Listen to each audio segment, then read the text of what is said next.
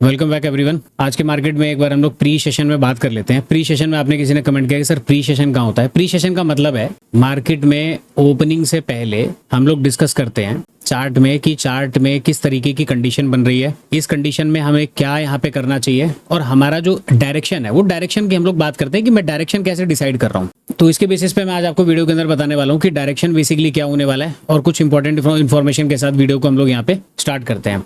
देखिए, अगर मैं आपसे बैंक निफ्टी के चार्ट की बात करूं तो बैंक निफ्टी के चार्ट को अगर हम देखें तो निफ्टी बैंक में क्या हुआ है, मार्केट ने यहाँ पे एक ब्रेकआउट किया हुआ है। ब्रेकआउट के बाद ये स्लोली मार्केट एक बार नीचे आके रिट्रेसमेंट वगैरह करने के बाद फिर से मार्केट ऊपर निकल गया और पूरे दिन लगभग मार्केट आप कह लो कि बहुत नॉमिनल सा मोमेंटम इसने अपर साइड में किया, लेकिन ये मार्केट लगभग यहाँ तक तो साइडवेज था और बाद में जाके मार्केट ने ऊपर का मोमेंटम किया। तो चार्ट में अपने को क्या देखने को पड़ रहा है, अगर आप केवल निफ्टी बैंक के चार्ट को देखो तो कल भी मार्केट ने कुछ इस प्रकार की रैली करने के बाद साइडवेज दिया और लास्ट में एक मोमेंटम किया। कल के चार्ट में बायर्स मार्केट में नहीं थे क्योंकि मार्केट ने यहाँ पे कुछ रिजेक्शन वगैरह दिखाने के बाद बायर्स को निकाल दिया। इस वजह से मार्केट में कल हम लोगों ने लॉन्ग साइड काम किया।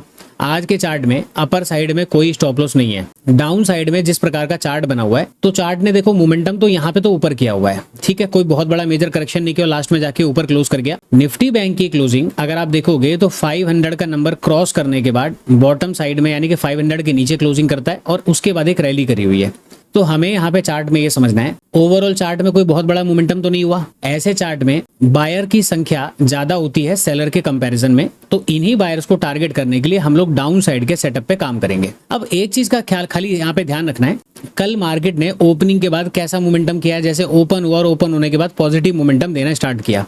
आज भी अगर कल की तरह सेम फ्लैट ओपनिंग करता है, फ्लैट ओपनिंग की बात करूं तो देखो इस वाले रेंज से लेके निफ्टी बैंक इस वाले रेंज के अंदर अगर ओपन होता है कहीं पे भी और ओपन होने के साथ ही मार्केट क्योंकि राउंड नंबर पास में है, तो मैंने आपको एक चीज बताई है, जब भी क्लोजिंग प्राइस के राउंड नंबर पास में होती है उस जगह पे तुरंत ट्रेड नहीं करना है। हो सकता है ओपन होने के बाद ही आपको ग्रीन कैंडल वगैरह दिखने पड़े, वहां पे ना ट्रेड नहीं करना। वहां पे आपको क्या करना है, वेट करना है। मार्केट में थोड़ा सा मोमेंटम वगैरह हो सकता है कि ज्यादा हो जाए, होने दीजिए। 590 तक का तो हमारे पास रेजिस्टेंस ऊपर दिख रहा है, उसके बाद हम लोग डाउन साइड के सेटअप पे काम करेंगे। अगर ओपन होते ही मार्केट इस रेंज के ऊपर ओपन होते ही फ्लैट में कंसीडर करके अगर पॉजिटिव मोमेंटम करता है, हम लोग वेट करके काम करेंगे। क्यों वेट करके काम करेंगे, क्योंकि देखिए क्लोजिंग प्राइस के पास ही राउंड नंबर है और ऐसे में मार्केट अभी कंटिन्यूशन ऊपर है और पीछे भी मार्केट रेगुलर ऊपर जा रहा है। हो सकता है मार्केट ओपन होते ही ऊपर चला जाए और आप यहाँ पे सेल करो, फिर मार्केट थोड़ा बहुत मोमेंटम दिखा के फिर से ब्रेकआउट करे और आपके एसएल यहाँ पे कट जाएंगे। तो हमें वहां पे थोड़ा सा देखकर काम करना पड़ेगा। यदि ओपन होते रिजेक्शन कैंडल वगैरह आती है तो फिर हम लोग तुरंत वहां पे ट्रेड वगैरह करके अपना यहाँ पे ट्रेड कर सकते हैं। यदि बड़ा गैप अप या बड़ा गैप डाउन होता है तो उसमें फिर थोड़ा सा बड़े गैप अप के अंदर अपने को वेट करना ही है, बड़े गैप डाउन वगैरह के अंदर देखेंगे, फिर रिट्रेसमेंट वगैरह पे सेल करेंगे। यदि ओपन होते ही पूरा मतलब रिकवर नहीं होता।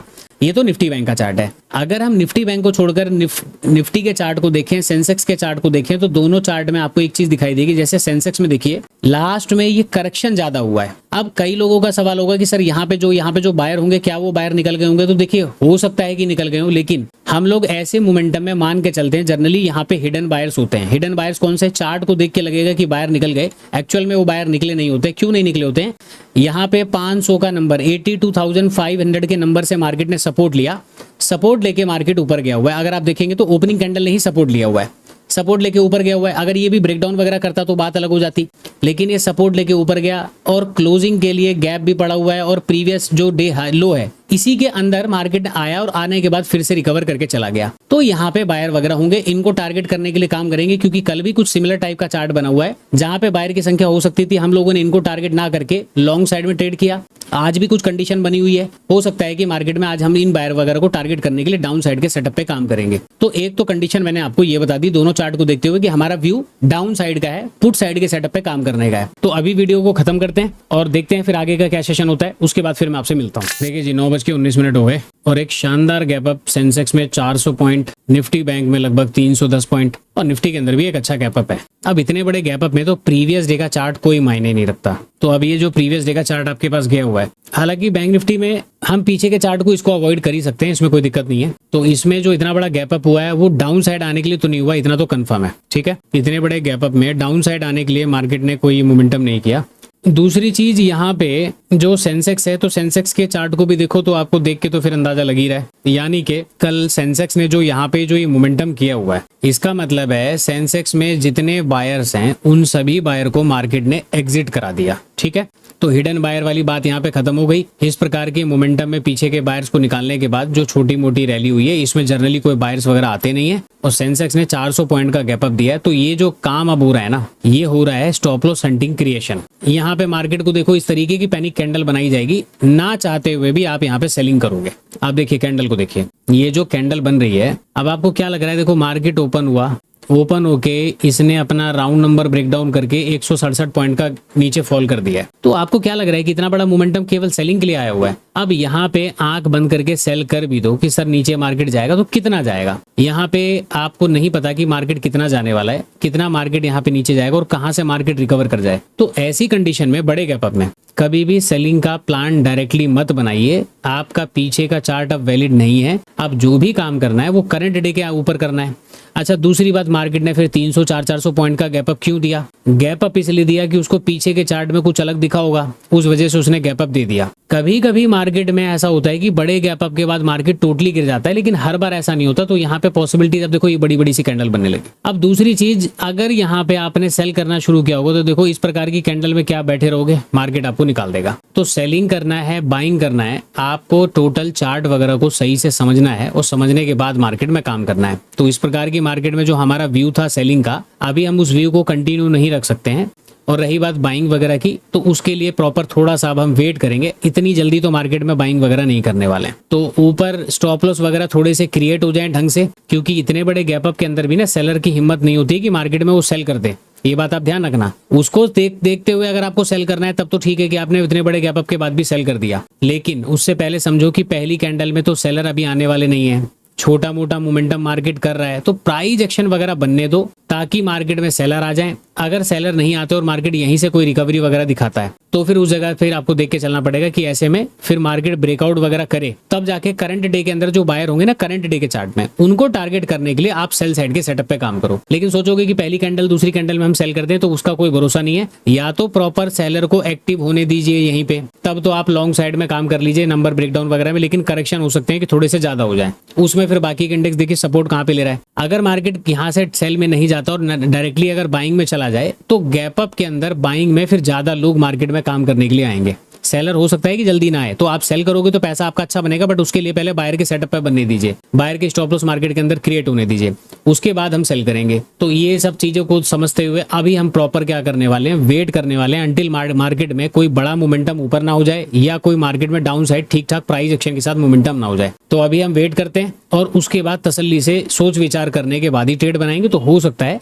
हम 10 साढ़े 10 बजे भी हमें लग सकते हैं मार्केट में। जितनी जल्दी मोमेंटम होगा उतना जल्दी ठीक है। अगर ये मोमेंटम 10 बजाते साढ़े 10 बजाते, कोई टेंशन वाली बात नहीं है, 10:30 बजे ट्रेड करेंगे, लेकिन सोच समझ के ट्रेड करेंगे। तो अब मैं आपसे मिलता हूं जब मार्केट में कुछ हलचल यहाँ पे बन जाती है, कुछ प्राइस एक्शन बन जाते हैं, सेलर या बायर के स्टॉप लॉस क्रिएट हो जाते हैं, उसके बाद मैं आपसे मिलता हूँ। 10:25 हुए हैं दोस्तों।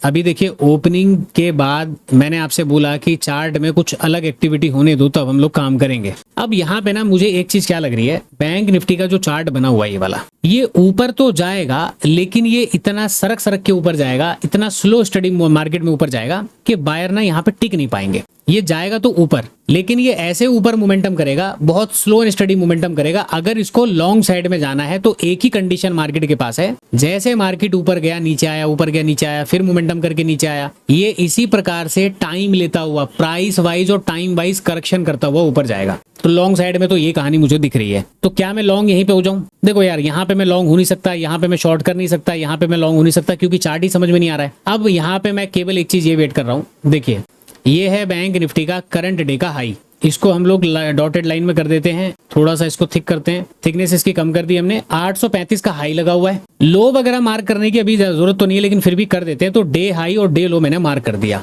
ऊपर हमारे पास एक रेजिस्टेंस एरिया है, ऊपर एक हमारे पास एक रेजिस्टेंस एरिया है, डाउन साइड में हमारे पास एक एरिया पड़ा हुआ है, तो इसका भी हम लोग बात नहीं करते, इससे अभी अपने को कोई मतलब नहीं है। तो इंपॉर्टेंट नंबर तो मैंने बैंक निफ्टी में मार्क कर दिए। अब यहाँ पे मैं करना क्या चाहता हूँ, देखिए मैं यहाँ पे क्या वेट कर रहा हूँ। लॉन्ग साइड में तो मेरे को पता है कि मार्केट अगर जाएगा तो बहुत स्लो एंड स्टडी जाएगा, हो सकता है मार्केट बहुत ज्यादा परेशान करे। अब एक चार्ट में मुझे अगर लॉन्ग जाना है तो कैसे जाऊं, या तो दोनों में से कोई इंडेक्स ब्रेकडाउन करे वापस अपने जोन का, ठीक है, ब्रेकडाउन करे, अब ये नंबर हो जाए 800 का नंबर हो जाए, ये यहाँ पे ब्रेकडाउन करके 380 के नीचे आ जाए, या ये अपना रेंज का ब्रेकडाउन करे, या तो ये इंडेक्स ब्रेकडाउन करे। अगर ये ब्रेकडाउन नहीं करते, या फिर बैंक निफ्टी का चार्ट थोड़ा सा ऊपर की तरफ जाए रेजिस्टेंस एरिया पे और ये चार्ट यहीं पे है, तो मैं इसमें करूंगा सेल। अगर ये ब्रेकडाउन करते हैं तो मैं इसमें करूंगा लॉन्ग। उस कंडीशन में मुझे ये देखना है कि जब ये चार्ट ब्रेकडाउन करेंगे, यहाँ पे लिक्विडिटी लेने जाएंगे, उस कंडीशन में चार्ट ज्यादा गिरावट ना करे, वो इसी रेंज के अंदर कहीं पे मार्केट हो, तो हम लोग क्या करेंगे, लॉन्ग करेंगे। उसमें अपने को ना टारगेट ठीक ठाक मिल जाने चाहिए, फिर हम वहां पे वेट कर सकते हैं। अभी तो ऑलरेडी मार्केट हायर लेवल पे आ चुका है, तो यहाँ पे तो लॉन्ग साइड जाने का मेरा कोई अभी व्यू नहीं है। मैंने आपको बता दिया पुट साइड में इसमें कब जाऊंगा और डाउन लॉन्ग साइड में मैं इसमें कब जाऊंगा, वो दोनों कंडीशन बताई। अभी फिलहाल मैंने कोई ट्रेड नहीं किया हुआ है, स्टिल हम लोग वेट करेंगे। अगर ट्रेड मिलता है तो ठीक, नहीं मिलता तो कोई दिक्कत नहीं। तो फाइनल क्या होता है, कहाँ पे ट्रेड करते हैं, वो मैं आपको बताता हूँ। दोस्तों 12:39 हुए। जो कंडीशन चार्ट में मैंने आपको बताई, उस कंडीशन का पूरा इंतजार किया। अब आपको शायद अब जाके समझ में आ जाए कि जो कंडीशन मैंने यहाँ पे एक सिचुएशन मैंने बताई कि यदि इन दोनों इंडेक्स में से कोई भी अपने लोअर पॉइंट का ब्रेकडाउन करे, ये वाला करे, हम लोग क्या करेंगे, लॉन्ग साइड का ट्रेड करेंगे। ये मैंने आपको बताया था। दूसरा मैंने आपको बताया अगर ये नहीं करते, ब्रेकआउट वगैरह मिलता है, क्योंकि ये उस टाइम हायर पॉइंट पे था, तो हम लोग डाउन साइड का ट्रेड करेंगे। अब देखिए मार्केट में क्या क्या हुआ है। According to ideal condition lower point का ब्रेकडाउन मार्केट ने दिया और यहाँ पे एक बड़ी सी कैंडल बनी हुई है, ये वापस यहाँ से ग्रीन कैंडल बना के ऊपर जा रहा है। निफ्टी के चार्ट ने भी अपना लोअर पॉइंट का ब्रेकडाउन कर दिया और निफ्टी बैंक थोड़ा सा करेक्शन वगैरह कर चुका है। ये सब कुछ देखते हुए हम लोगों ने एक लॉन्ग साइड का ट्रेड किया। लॉन्ग साइड के ट्रेड की बात करूं, 55,600 55,700 की कॉल के अंदर हम लोगों ने ट्रेड किया हुआ है। अभी हमारा मोमेंटम स्टार्ट यहाँ पे हुआ नहीं है, छोटा मोटा ग्रीन और रेड यहाँ पे अभी चल रहा है। तो एक तो बात आपको ये समझ में आ गई कि ब्रेकडाउन वगैरह यहाँ पे होने के साथ ही हम लोगों ने ट्रेड कर लिया, ठीक है। यही होती है आइडियल कंडीशन। अगर मैं उस समय पैनिक सिचुएशन में आके गैप अप समझ के मार्केट को ट्रेड कर लेता, तो क्या मार्केट में हमें अब तक लॉस नहीं होता? हम डेफिनेटली मार्केट में लॉस में आ चुके होते सेंसेक्स, क्योंकि आज इसकी एक्सपायरी थी, तो प्रीमियम तो यहाँ पे बहुत टूट चुके होते। उसके बाद हम नेट टू नेट मार्केट में लॉस में आ चुके होते। ये सारी चीजों को समझते हुए, सोचते हुए हम लोगों ने यहाँ पे लॉन्ग साइड का ट्रेड किया, लेकिन वेट करने के बाद ट्रेड किया हुआ है, ठीक है। सिचुएशन को समझा, सारी चीजों को देखा, उसके बाद हमने ट्रेड किया हुआ है। अब बात ये आती है कि सर पुट साइड में ट्रेड करते तो ज्यादा बेटर होता है। देखो बड़े गैप अप के अंदर डाउन साइड के जो भी अगर बायर्स वगैरह की हम बात कर रहे थे, जैसे अगर निफ्टी बैंक में आ जाओ, यहाँ पे जो भी बायर्स वगैरह की हम बात कर रहे थे, इन बायर्स को तो हम लोग वहां से बैठ के हम टारगेट नहीं कर सकते हैं। ऐसे में हमको क्या करना पड़ेगा, लॉन्ग साइड का ही ट्रेड करना पड़ेगा। मार्केट कंसोलिडेट करके मैंने आपको दूसरा बताया कि पुट साइड में मैं तब करता जब मार्केट अपने हायर लेवल का ब्रेकआउट वगैरह कर देता, तो हम लोग पुट में जाते। अगर लोअर पॉइंट का ब्रेकडाउन हुआ है तो हम लोग यहाँ पे लॉन्ग साइड में जाएंगे। तो ऐसी सिचुएशन में ना अब हो सकता है कि मार्केट में हमारे पास करंट डे के चार्ट में स्टॉप लॉस इनफ पड़े हुए हो, उसको देखते हुए समझते हुए हम लोग यहाँ पे क्या कर रहे हैं, लॉन्ग साइड का ट्रेड हमने किया हुआ है। अभी देखिए हम लोग लगभग 30,000 रुपए के आसपास नेगेटिव आ चुके हैं छोटे से रैली के अंदर ही। यदि मैं टॉप पे कहीं पे सेल वगैरह या मैंने के कॉल वगैरह ले लेता, इस जगह पे लेता, तो नेट टू नेट तो अभी हम स्टॉप लॉस लेके निकलना पड़ता मार्केट के अंदर। यही कंडीशन होती है कि जब आपको चार्ट समझ में ना आए तो आप अपनी वेट करिए वहां मार्केट में सिचुएशन बनने का, कि आपकी सिचुएशन जब तक नहीं बनेगी तब तक आप मार्केट में ट्रेड नहीं करोगे। ये सिचुएशन को समझते हुए हम लोगों ने लॉन्ग साइड में ट्रेड कर लिया। अब इंपॉर्टेंट यह है कि ट्रेड करने के बाद मार्केट यहाँ से ऊपर का कहां तक का लेवल करता है, कैसे मार्केट मूव करेगा। तो प्रीमियम की बात करें तो लगभग 100 रुपीज का प्रीमियम अपने को चाहिए, ठीक है। 90 to 100 रुपीज का प्रीमियम अपने को चाहिए निफ्टी बैंक के चार्ट में। अब देखते हैं ऑप्शन के अंदर, क्योंकि हमने दो स्ट्राइक प्राइस में काम किया हुआ है, वो कैसे काम करेगा, किस तरीके से काम करेगा वो देखते हैं, या फिर ये कंटिन्यू ही रहने वाला है। उस कंडीशन में अपने को स्टॉप लॉस वगैरह लेके चलना पड़ेगा। अब देखिए स्टॉप लॉस पॉइंट क्या रहने वाला है। हम लोगों ने यहाँ कहीं पे एंट्री बनाई, प्राइस अभी थोड़ा सा डाउन आया है, करंट डे का लो पास में है, मे भी हो सकता है करंट डे का लो भी ब्रेकडाउन वगैरह कर दे। हम लोग थोड़ा सा वेट करेंगे 560 के आसपास। अगर 560 तक आने तक मार्केट ने हमारा लॉस एकदम इनफ कर दिया और 560 के नीचे भी चल रहा है, फिर मैं छोटा सा भी वेट नहीं करने वाला, मैं अपनी पोजीशन को कट करूंगा। अदरवाइज अंटिल मैं यहाँ तक वेट करूंगा, हो सकता है मार्केट एक बार डाउन साइड आया हुआ है, ब्रेकडाउन वगैरह किया है, ऐसे में छोटा मोटा मोमेंटम और वगैरह करने की कोशिश करें। तो ये पॉसिबिलिटीज में मान के ट्रेड वगैरह में यहाँ पे मैं बैठा रहूंगा। तो ये तो हमारी हो गई ट्रेड की बात। अब ये ट्रेड कितना सफल रहने वाला है, कितना ये ट्रेड चलने वाला है, वो सारी बातें हम बाद में देखते हैं। तो मैंने आपको प्री सेशनिंग में सारी चीजें मैंने समझा दी, जब मार्केट ओपन हुआ उस समय क्या सिचुएशन थी वो मैंने समझा दी, और एंट्री से पहले जो सिचुएशन बनी है वो मैंने आपको समझा दी। सारी चीजें समझाने के बाद अब हम वेट करेंगे अपने स्टॉप लॉस वगैरह का। देखो ये तो अभी कंटिन्यूशन नीचे की तरफ जा रहा है, अब देखते हैं ये मार्केट संभल पाएगा या नहीं संभल पाएगा। दोस्तों 1:02 हुए, मैंने देखो ट्रेड तो अपना काट दिया। थोड़ा सा पैनिक मार्केट ने मोमेंटम ऊपर से किया हुआ है, तो ये 560 तक तो रुका ही नहीं, 550 को ब्रेक डाउन कर गया। अब देखिए मेरे को ना अभी भी वेट तो करना चाहिए कि मार्केट में वेट कर लो भाई, एक आधा ग्रीन कैंडल के बाद मार्केट ऊपर चला जाए। अब थोड़ी सी चीजों को ध्यान से सुनिए, कुछ बातें मैं आपको बताने वाला हूँ, उसको थोड़ा सा ना ध्यान से सुनो। हो सकता है मार्केट यहाँ से धीरे धीरे करके टोटल रिकवर हो जाए। अब एक चार्ट में केवल आप नजर मारिए, क्योंकि मैं यहाँ पे देखो क्यों बता रहा हूँ, ये जो सेंसेक्स का चार्ट है इसने 800 का नंबर ब्रेक डाउन किया, तो इसकी पॉसिबिलिटीज अभी भी है कि ये मार्केट में ऊपर चला जाए, पॉसिबिलिटीज है, ठीक है ना। प्रोबेबिलिटी क्या होती है वो आपको पता होना चाहिए। अब यहाँ पे मैंने अपना ट्रेड तो काट दिया। ट्रेड क्यों काट दिया जी, मैंने आपको अपना लेवल बताया, हम लोगों ने यहाँ कहीं पे एंट्री करी। एंट्री करने के बाद मार्केट ने यहाँ से बैक टू बैक बड़ी बड़ी कैंडल बनाई। इसका मतलब यहाँ पे मेरे अलावा भी बहुत सारे लोगों ने, मैक्सिमम लोगों ने बाइंग की पोजीशन डाली है। यहाँ पे बाइंग की पोजीशन डाली है। गैप अप के केस में मैक्सिमम लोगों ने यहाँ पे बाइंग की पोजीशन डाली है, ये बात भी बिल्कुल ठीक है। अब ट्रेड में हम लोगों ने गलती क्या करी, उन सब चीजों को समझेंगे। सबसे पहले तो मैं आपको चार्ट में बता दूं, मेरा यहाँ पे लॉस कितना हुआ है। मैंने जो ट्रेड काटा हुआ है 1,48,128 के आसपास, ठीक है। 1,48,000 रुपए का लॉस टोटल इस वाले ट्रेड के अंदर हम लोग लेके जा रहे हैं। अब सवाल ये है कि पैनिक सिचुएशन में सर मार्केट गिर रहा है तो आप वेट करो, ग्रीन कैंडल वगैरह बन के हो सकता है कि मार्केट ऊपर चला जाए, हो सकता है चला जाए, कोई दिक्कत नहीं है। लेकिन जितना मार्केट गिरा इसका ही दुगना मार्केट और गिर जाए। और मैंने आपको स्टार्टिंग में एक बात बोली कि इस प्रकार का जो मार्केट होता है, ये गैप अप, इस तरह के ट्रेंड में मार्केट क्या करता है, गैप अप खुल के गिरना शुरू करता है और वो टोटली एकदम डाउन साइड में आ जाता है। क्या अगर वही मार्केट है ये कि मैं यहाँ पे ट्रेड ना काटूं और मार्केट फिर से नीचे की तरफ आ जाए, तो 1.5 लाख का लॉस 3 लाख रुपए में कन्वर्ट होगा। फिर 3 लाख का लॉस कटेगा नहीं, हमारे हाथ कांपेंगे। उस 3 लाख रुपए के लॉस को रिकवर करने के लिए हम लोग फिर से एवरेजिंग करेंगे, मार्केट फिर से आएगा, वो 3 का लॉस हमारा साथ में कन्वर्ट करके चला जाएगा। ऐसी हरकतें ऑप्शन बाइंग में या स्टॉक मार्केट में नहीं करनी है।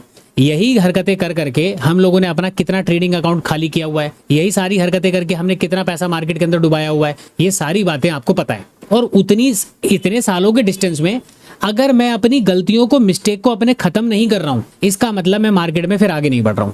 ये सारी चीजों को देखते हुए हम लोगों ने अपना ट्रेड काट दिया, क्योंकि मैंने आपको 560 का, मैंने आपको क्या बोला, हो सकता है मार्केट में जो सिचुएशन बन रही है ना ब्रेक डाउन करे, और हो सकता है मार्केट यहाँ पे 560 का लेवल ब्रेक डाउन करने के लिए आए। लेकिन हम उसके बाद इंतजार नहीं करेंगे, इसीलिए मैंने ट्रेड को यहाँ पे कट कर दिया। उसके बाद मैंने इंतजार नहीं किया कि मार्केट यहाँ से ऊपर जाए क्या जाए। अब यहाँ पे देखिए प्रीवियस डे का क्लोजिंग प्राइस वगैरह भी आपको आसपास दिख रहा है। हो सकता है कि मार्केट यहीं से डिमांड उठा के फिर ऊपर चला जाए, वो चला जाए बात की बात है। फिलहाल तो पहले मार्केट ने हमारा लॉस दे दिया ना, वो लॉस को लिया और लॉस को लेके हम लोग चले गए। अच्छा, अब ट्रेड में बात कर लेते हैं कि हमें इस ट्रेड से क्या सीख मिली, हमें क्या करना चाहिए था। जैसा कि जब मार्केट ओपन हुआ गैप अप में आपने देखा Sensex 400 point, bank Nifty 310 point और अपना निफ्टी 110 पॉइंट, ये गैप अप में था। अब ऐसी सिचुएशन में आपको पहले चार्ट को समझना है, मार्केट ने इतना बड़ा गैप अप क्यों दिया। एक बात, अगर मार्केट ने गैप अप दिया तो गैप अप में साइकोलॉजी को समझो कि साइकोलॉजी मार्केट में क्या होने वाली है। गैप अप की कंडीशन में बायर्स मार्केट में ज्यादा आते हैं।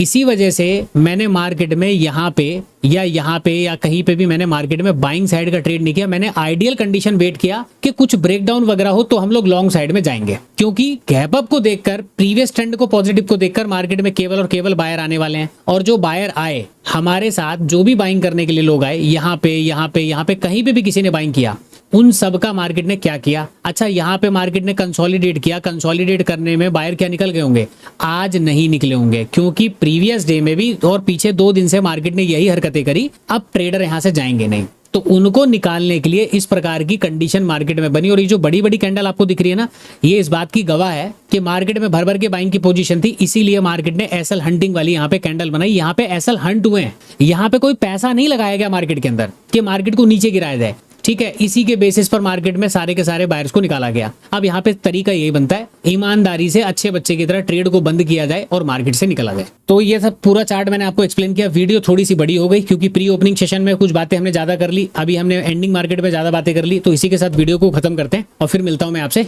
कल की वीडियो के अंदर।